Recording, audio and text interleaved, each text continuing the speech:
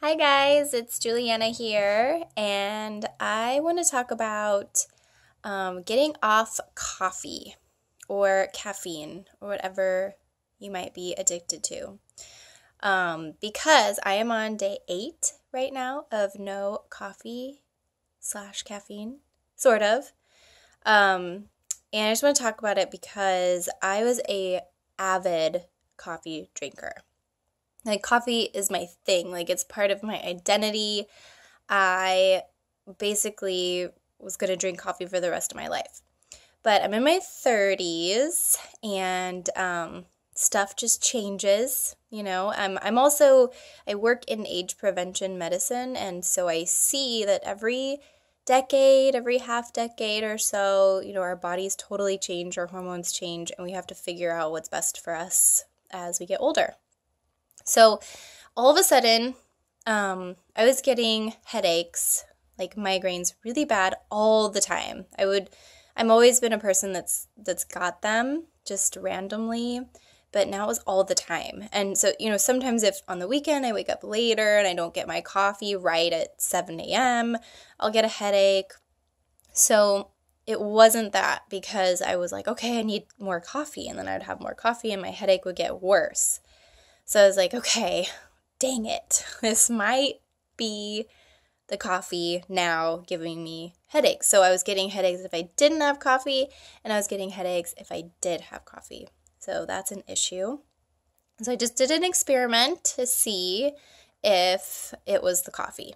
And I'm still in it, but I do want to give some help and tips and let you know what might happen if you are trying to get off coffee as well. So I kind of wanted to be cold turkey about it, but I knew I would just be a mess of a headache and like feeling sick and everything. So I didn't do that. So day 1, I got a half calf coffee, because you can order that, especially if you get Americanos or like lattes, whatever you do, they put shots in there. And so I would do half calf. So 1 decaf, 1 regular shot. So I did that on day 1, and I probably should have done that on day 2, but I didn't. So that just would have been an easier transition. So day 1 wasn't too bad. I was like a little hazy.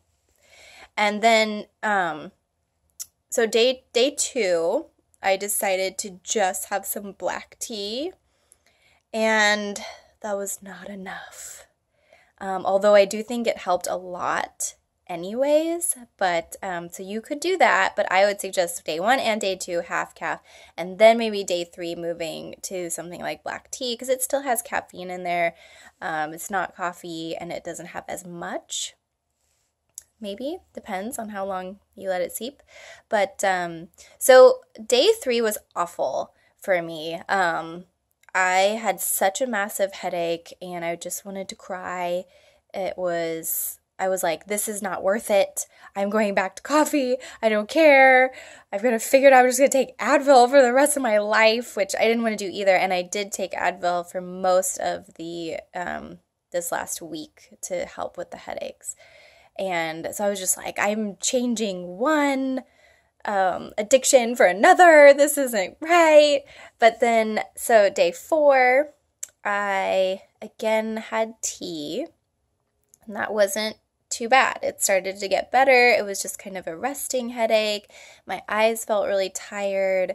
So I kind of go through the day with this like little haze, is what I would say it is. I needed to wear sunglasses at work in front of my computer because my eyes were really sensitive to light. And then day 5 was pretty good. Still a little bit of a resting headache. I actually had 1 Nespresso that was decaf, and that really helped, and it gave me the coffee fix that I was missing, because I really love the taste of coffee, so I was missing that a lot. And then day 6 was like amazing. I started to feel really, really, really good. And I was kind of shocked and bummed at the same time, because I kind of didn't want it to work. I wanted to have my coffee. But I do think that the decaf, if I want it every once in a while, it won't be as bad as being addicted to full-on caffeine coffee. So now, what am I on? Okay, day 8. So yesterday was the first day that I didn't take any Advil, and I didn't need to, and I wasn't fighting it. I literally did not have a headache yesterday, which was insane. I couldn't believe it. And I didn't have anything. I didn't have coffee or decaf or tea. So, whoa, crazy. I cannot believe it.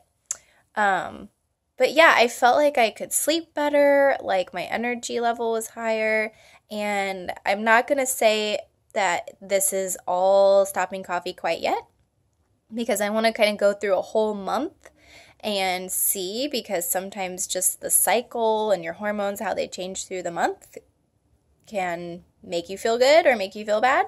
So I haven't completely, set my mind on the fact that it's getting rid of coffee. You will find changes, like in the bathroom. Things will be weird, I think, for you, maybe. But they were for me, so just kind of accept that you might have IBS for a week. And whatever is going on there is just what's going to go on, because your body is readjusting and it's got to kind of figure out its new normal off the coffee/caffeine. So, yeah, I don't know. I think you can do it. It's pretty hard, but I would suggest not going cold turkey. So maybe the first 2 days, half calf, if that's what you order, or just half a cup. If like you don't go order it somewhere, you make it at home, just get half as much. And then really watch your other caffeine intake. Like if you do sodas, diet sodas, iced teas throughout the day, really watch that so that you're monitoring exactly how much caffeine that you're getting each day, and so that it's going incrementally lower as you go through the week.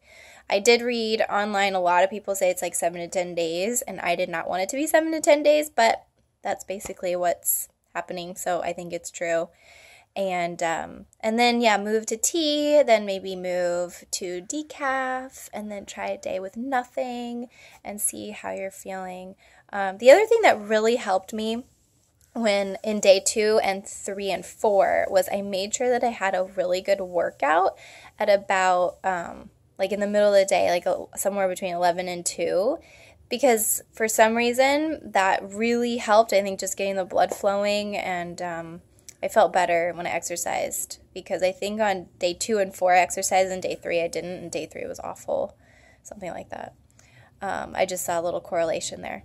So good luck if you're trying to get off coffee, and trust me, I did not want to. I love coffee so much. So I will probably become a decaf coffee addict, just because I really love the taste, and hopefully that doesn't give me constant headaches all the time, but we'll see.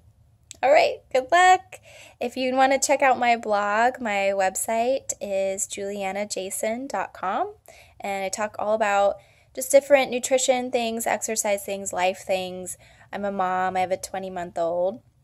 And so I'm also a clinical exercise physiologist and nutrition counselor. So this is what I do. I talk about food. I talk about bodies and health. All right, enjoy. See you later. Bye.